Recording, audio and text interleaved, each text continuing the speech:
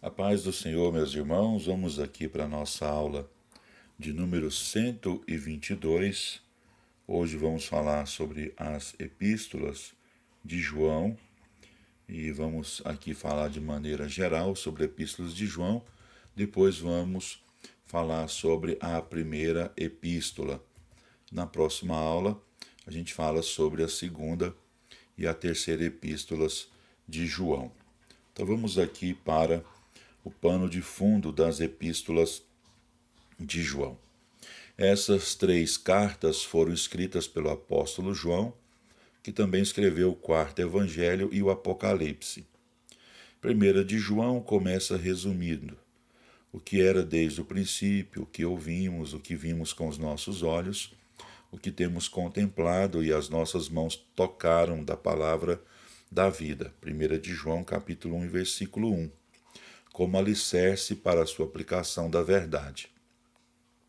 Esse sumário pressupõe o Evangelho de João, que diz: Estes, porém, foram escritos para que creais que Jesus é o Cristo, o Filho de Deus, e para que, crendo, tenhais vida em seu nome. João capítulo 20, versículo 31. O Evangelho de João foi escrito para despertar a fé, propósito principal, a evangelização. A primeira epístola de João foi escrita para estabelecer a certeza, propósito principal, a apologética. Segunda e terceira de João podem ter sido escritas como cartas de cobertura, uma à igreja a qual o autor se dirige sob a figura da senhora eleita, segunda de João, capítulo 1, versículo 1, e a outra a Gaio, o pastor, terceira de João, versículo 1. A intenção era que elas fossem notas particulares de conselho e saudação, enquanto que o corpo principal de ensinamento vinha do Evangelho de João e da primeira epístola de João. Provavelmente, esses documentos foram escritos por João às igrejas da Ásia Menor entre 85 e 95 depois de Cristo. Nessa época, o influxo de gentios na igreja, com seu patrimônio filosófico, começava a afetar o ensino doutrinário. Mostravam-se interessados na pessoa de Cristo. Quem era ele? Se era Deus, como podia ele ter morrido? Se morreu, como podia ele ser Deus? O debate sobre a natureza de Cristo ocupou. Desculpa, irmãos. Ocupou o pensamento dos dirigentes eclesiásticos até ao século V depois de Cristo. O erro específico que 1 João combate era uma forma precoce de gnosticismo, que era uma filosofia religiosa que ensinava: o espírito é bom, mas a matéria é má, por isso as duas não podem ter uma relação mútua. A salvação consiste em fugir do domínio da matéria para o domínio do espírito. Isso era alcançado através do conhecimento secreto, códigos secretos que permitem uma alma passar pelas esferas angelicais, chamadas de aeons, acima para o Deus alto. Era necessário, então, para a salvação. A principal maneira de efetuar essa fuga é através do conhecimento, que eles chamavam de gnosis, através do qual o homem ergue-se acima das cadeias terrenas da matéria e ascende-se à verdade celestial. Esse conhecimento, o gnosis, só era alcançado pelos iniciados nos segredos mais íntimos do grupo.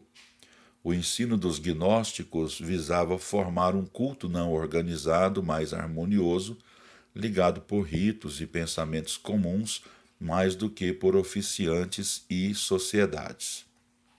Segue-se um resumo dos princípios básicos do pré-gnosticismo combatido em 1 de João.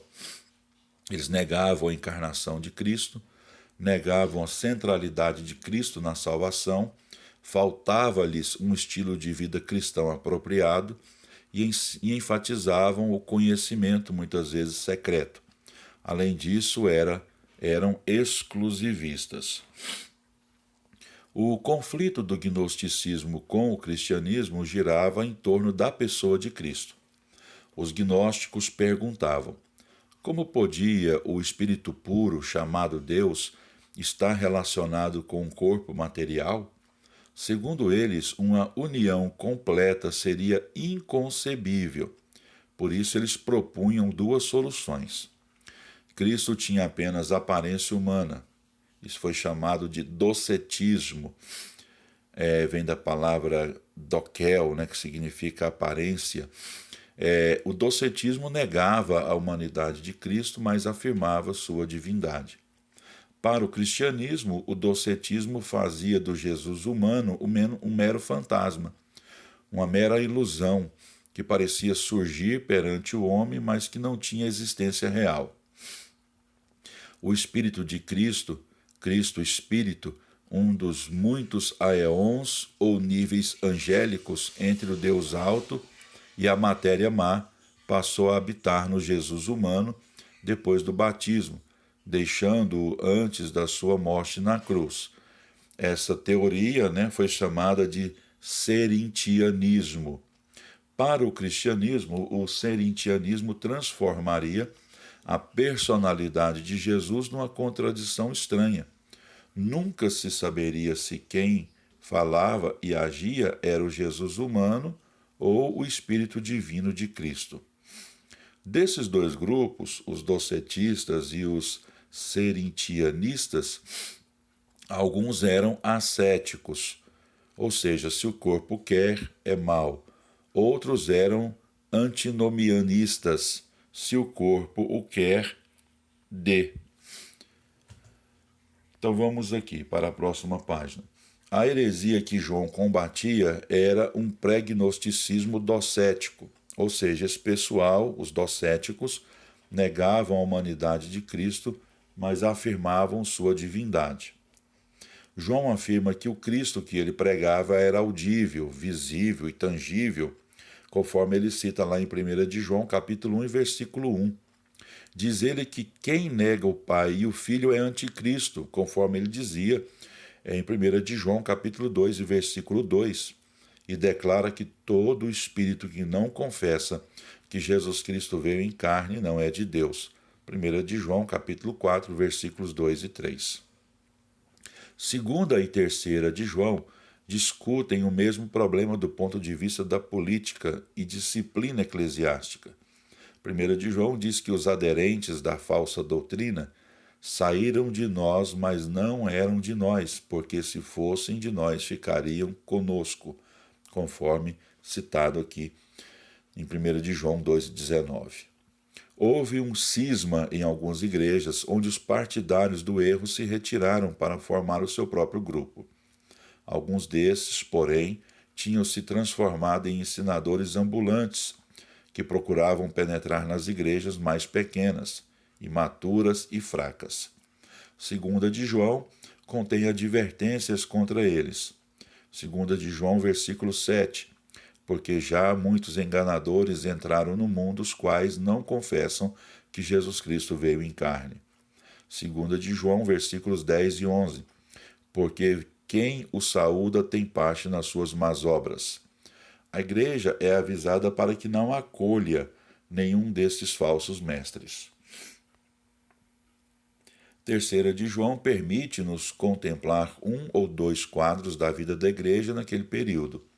Ao que parece, grande parte do ministério era desempenhada por pregadores viajantes que faziam rondas periódicas, ficando durante algum tempo com cada grupo e realizando reuniões prolongadas e residências particulares. Tal prática era facilmente suscetível, porém, de abuso por parte de oportunistas religiosos que se serviam dos seus privilégios para levar uma vida isenta de despesas às custas dos cristãos. João elogiou Gaio pelo seu simpático apoio a esses pregadores viajantes, visto que não recebiam contribuições dos gentios junto de quem trabalhavam, de acordo com 3 de João, 3 de João, versículo 5 e versículo 8. O aparecimento de ditadores da igreja é refletido no comentário acerca de Diótrefes, que não queria receber quaisquer visitantes, mas consistentemente expulsava da igreja os crentes que estavam dispostos a recebê-los. O protesto de João e sua promessa de que, quando voltasse, poria à prova o poder de Diótrefes mostram que havia dificuldade de governo mesmo dentro da igreja do primeiro século. Portanto, as epístolas joaninas foram escritas para uma igreja que corria o risco de cair nas garras de novas filosofias e por isso precisava lutar para manter a sua mensagem genuína. Então nós temos aqui um resumo da primeira epístola de João. Conteúdo. A primeira de João está relacionada com a experiência pessoal. Enfatiza a certeza da posse da vida eterna e propõe certas provas mediante as quais se pode alcançar essa certeza. Os verbos saber e conhecer são usados 13 vezes para indicar a certeza obtida através da experiência, o que faz parte da consciência espiritual normal. A luz e o amor são duas palavras dominantes nesta epístola. Ambas são utilizadas para descrever a divindade.